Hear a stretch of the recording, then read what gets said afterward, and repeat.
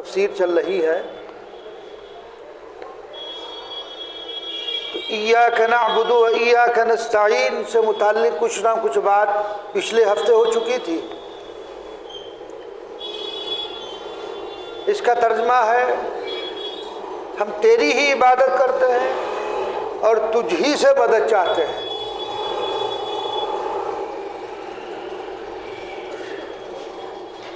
یہاں یہ جو صیغہ استعمال کیے گا یہاں خطاب، گویا کہ براہ راست اللہ تبارک و تعالیٰ سے بندہ خطاب کر کے یہ کہہ رہا ہے کہ ہم تیری ہی عبادت کرتے ہیں، تجھی سے مدد چاہتے ہیں۔ چونکہ جو صفات پیچھے بیان کی گئی ہیں، ظاہر بات ہے کہ جو ذات ان صفات سے متصف ہے وہی عبادت کی بھی مستحق ہے، وہی مستحق ہے اس بات کی کہ اس سے استعانت چاہی جائے، مدد چاہی جائے۔ تو یہاں ہم نے گزشتہ ہفتے کہا تھا کہ ایک اہم مسئلہ وہ یہ ہے کہ استعانت بالغیر، غیر اللہ سے مدد مانگنا۔ چنانچہ کچھ لوگ اس آیت کی تفسیر میں لکھتے ہیں کہ اس آیت سے معلوم ہوا کہ اولیاء اللہ سے مدد مانگنا شرک ہے۔ توسل کا مسئلہ، وسیلہ پکڑنا، کسی کو واسطہ بنانا، ذریعہ بنانا، اس کو علی الاطلاق شرک کہتے ہیں۔ اگر کوئی شخص اولیاء اللہ کو قادر مطلق سمجھتا ہے اور اس کا عقیدہ یہ ہے کہ ہمارے تمام کاموں میں معاونت کرنے والے، تمام کاموں کو اچھا کرنے والے یا بگاڑنے والے یہ اولیاء اللہ ہے، تو واقعی شرک ہے۔ اگر اس عقیدے سے اور اس نیت سے ان کا واسطہ اگر بناتا ہے کہ یہ ان کے بغیر اگر ہم کریں گے تو ہماری دعا قبول نہیں ہوگی، نہ ہماری مرادیں پوری ہو سکتی ہیں، ہماری تمام مرادوں کو پورا کرنے والے یہ اولیاء اللہ ہی ہیں، تب تو شرک ہے۔ اس درجے تک کہ میری مراد کو پورا کرنے والے عبد القادر ہیں، میری مراد کو پورا کرنے والے خواجہ معین الدین اجمیری ہے، میری مراد کو پورا کرنے والے نظام الدین اولیاء ہیں۔ اگر یہ عقیدہ ہے کہ ہماری مراد اور ہمارے کام کو بنانے اور بگاڑنے والے یہ ہیں تو واقعی شرک ہے۔ لیکن اگر یہ نیت نہیں ہے،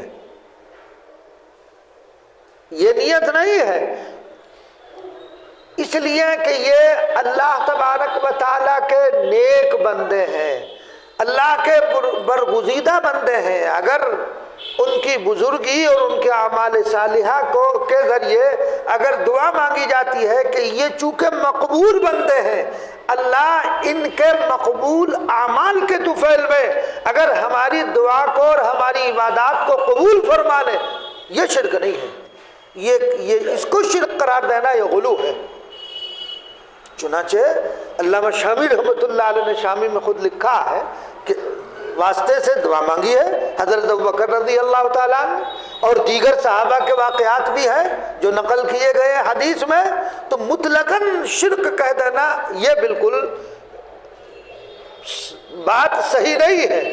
علی الاطلاق شرک قرار دینا کہ یہ چونکہ مقبول اللہ کے مقبولان، اللہ کے مقبول بندے ہیں، برگزیدہ بندے ہیں، ان کے جو اعمال صالحہ اللہ تبارک و تعالیٰ کی بارگاہ میں قبول ہے۔ چنانچہ آپ پڑھیں گے بخاری میں ایک روایت ہے کہ تین انسان تھے، تین شخص تھے جو ایک غار کے نیچے اور ایک پہاڑ ان کے سامنے آ گیا تھا، تو انہوں نے اپنے اعمال کا واسطہ دے کر اللہ تبارک و تعالیٰ سے دعا مانگی، خدا بند قدوس نے ان کی دعا کو قبول کر لیا۔ بخاری میں یہ روایت موجود ہے۔ تو اس لیے وہ صرف بات عقیدے کی ہے۔ اگر وہ کسی بزرگ کے متعلق یہ عقیدہ رکھے کہ ہماری تمام چیزوں کو بنانے اور بگاڑنے والی یہی ہے تو ایسی صورت میں شرک ہوگا۔ اور ہمارے معاشرے میں کچھ اس طرح کی چیز رواج پا ہو گئی ہے۔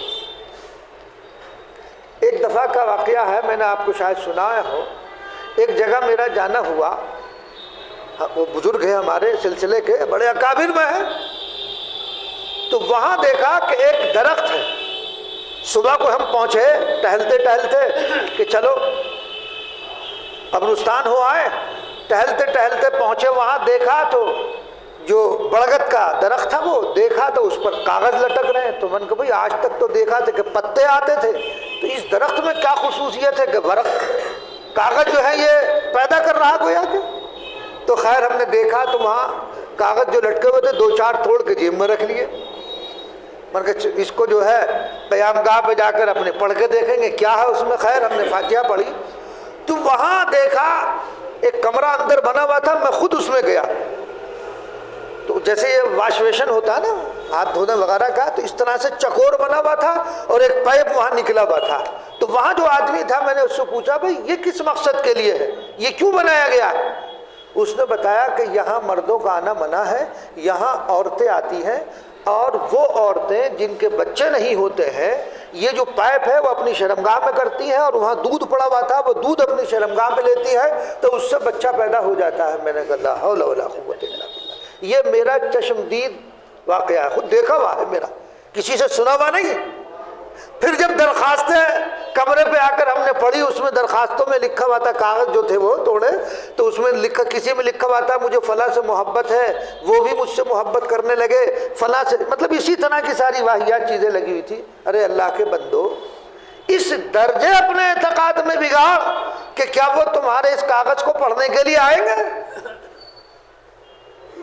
اور کیا اس دودھ میں یہ طاقت ہے؟ اس جو کچھ بھی ہے وہاں پنجہ بنا ہوا تھا، واللہ عالم وہ بزرگ کا ہے بھی یا نہیں ہے اللہ ہی جانتا، بظاہر تو یہ تھا کہ وہ ہے نہیں۔ تو کیا وہ دودھ جو تم اپنی شرمگاہ میں کر رہے ہو کتنی بے شرمی کی بات ہے، اور پھر اس کے ذریعے سے ولادت کا مسئلہ حل ہو جائے؟ اس درجے اگر اعتقاد میں بگاڑے تو یقیناً یہ شرک ہوگا۔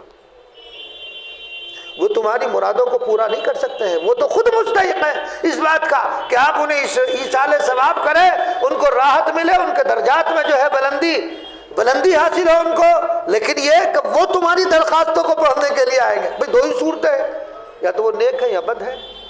اگر بد ہے تو پٹائی ہو رہی ہوگی، وہاں نیک ہے تو وہاں ان کو اللہ تعالیٰ نے ساری اعلیٰ سے اعلیٰ درجے کی چیزیں وہاں مہیا کر دی ہوگی، تو وہ ان کو چھوڑ کر تمہاری کیا نام ہے درخواستیں پڑھنے کے لیے آئیں گے، باہر آئیں گے، وہی جہنم میں آئیں گے۔ آدمی کو اللہ نے عقل دی، شعور دیا، تو اس شعور سے بھی تو انسان کو کام لینا چاہیے، اور اسی پر گرفت بھی ہے۔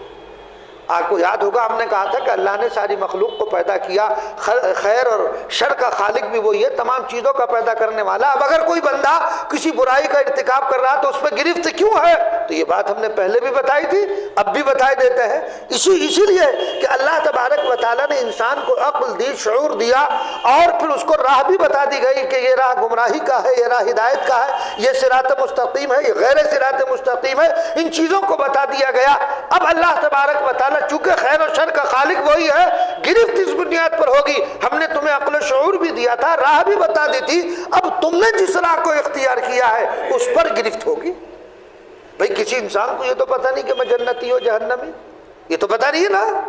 تو اس لیے کہ میں گناہ کیے جاؤں، اس لیے کہ گناہ کا خالق بھی اللہ، گناہ بھی اس نے پیدا کیا، تو اس نے میرے مقدر میں گناہ لکھے ہیں، تو جب تمہارے مقدر میں گناہ، یہ کیسے پتا؟ اللہ نے عقل و شعور دیا۔ بھئی 2 گلاس پانی رکھے ہوئے، ایک میں زہر پڑا ہوا، ایک میں زہر نہیں ہے۔ اب ایک آدمی نے بتا دیا کہ دیکھو بھی اس میں زہر ہے، اس میں زہر نہیں ہے، اسے پینا، اگر اسے پیو گے تو نقصان ہوگا، تو بتا دیا نا، تو اب آپ جس کو پیئیں گے وہی اثرات ہوں گے۔ تو اللہ نے شر کو بھی پیدا کیا، خیر کو بھی۔ اب جو انسان شر کو اختیار کرے گا اس کے اختیار کرنے کی وجہ سے گرفت ہوگی، جو خیر کو اختیار کرے گا اس کے اختیار کرنے کی وجہ سے اس کو انعام ملے گا۔ تو ایاک نعبد و ایاک نستعین میں چونکہ یہ ایک بڑا اہم مسئلہ رہتا ہے، لیکن اتنا اہم بھی نہیں ہے کہ محض بات اتنی ہے کہ اگر آدمی اس عقیدے سے استعانت کہ یہی میری استعانت کرنے والے ہیں اور یہ اللہ کوئی اور نہیں، یہ عقیدہ رکھے گا تو شرک ہے۔ اور اگر یہ عقیدہ نہیں ہے بلکہ یہ اللہ کے بزرگ ہیں، اللہ کے ان کے اعمال اللہ کی بارگاہ میں قابل و قبول ہیں، ان کے توسط سے ہماری بھی درخواست قبول ہو جائے، تو اس میں کوئی مداخلے کی بات نہیں ہے۔ اور یہ تو اس کی تعلیم آپ دیکھیے مصنف ابن شیبہ اور بیہقی اور دیگر حدیث کی کتابیں ان میں روایات بھی موجود ہیں، خود علامہ شامی رحمۃ اللہ علیہ نے اس کو نقل بھی کیا ہے۔ بہرحال بس اتنی بات آپ یاد رکھیے گا، تو ہم اللہ تبارک و تعالیٰ کے حضور حاضر ہو کر مخاطب ہیں خدا بند قدوس سے، تجھ ہی سے مدد چاہتے ہیں اور تیری ہی عبادت کرتے ہیں۔ اب جو اصل مدعا ہے، ابھی تک تو اللہ تبارک و تعالیٰ کی بارگاہ میں انسان درخواست پیش کر رہا، تعریف کر رہا، اس کے اوصاف کو بیان کر رہا، اور پھر اس کے بعد جو اصل مدعا ہے اب آیا ہے بندہ اصل مدعا پر، ایاک نعبد و ایاک نستعین اہدنا الصراط المستقیم۔ یہ اصل مدعا ہے، یہ ہے اصل دعا، ہمیں سیدھی راہ پر چلا، ہمیں سیدھی راہ دکھا۔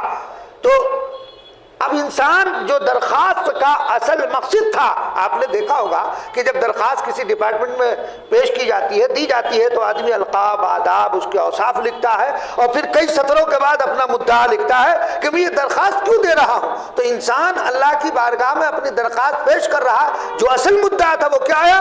اہدنا الصراط المستقیم، سیدھی راہ پر چلا۔ تو یہ سیدھی راہ کون سی ہے؟ سیدھی راہ، یہ سیدھی راہ کون سی ہے؟ وہ سیدھی راہ ہمیں دوسری آیت میں بیان کیا گیا ہے، وہ کس کی ہے؟ وہ انبیاء علیہ الصلوۃ والسلام۔ اللہ تبارک و تعالیٰ نے انبیاء کو اس دنیا میں کیوں بھیجا؟ ان کے بھیجنے کے مقاصد کیا تھے؟ اللہ تبارک و تعالیٰ نے اسی لیے انبیاء علیہ الصلوۃ والسلام کو بھیجا کہ جائیں اور اپنی قوموں کو صراط مستقیم پر ڈالیں، چلائیں صراط مستقیم۔ اب وہ صراط مستقیم پر ڈال تو سکتے ہیں، بتا سکتے ہیں کہ یہ سیدھا راستہ ہے، لیکن منزل مقصود تک پہنچا دیں، یہ ان کا کام نہیں ہے۔ ان کا کام راہ دکھانے کا ہے، راستہ دکھانے کا ہے۔ انبیاء کو اسی لیے بھیجا گیا، کتابوں کو اسی لیے اتارا گیا کہ وہ آپ کو صحیح راہ بتا دے۔ اب یہ آپ کے اختیار میں ہے کہ آپ کون سی راہ کو اختیار کرتے ہیں۔ اللہ تبارک و تعالی ہم سب کو صراط مستقیم پر جمنے کی توفیق عنایت فرما دے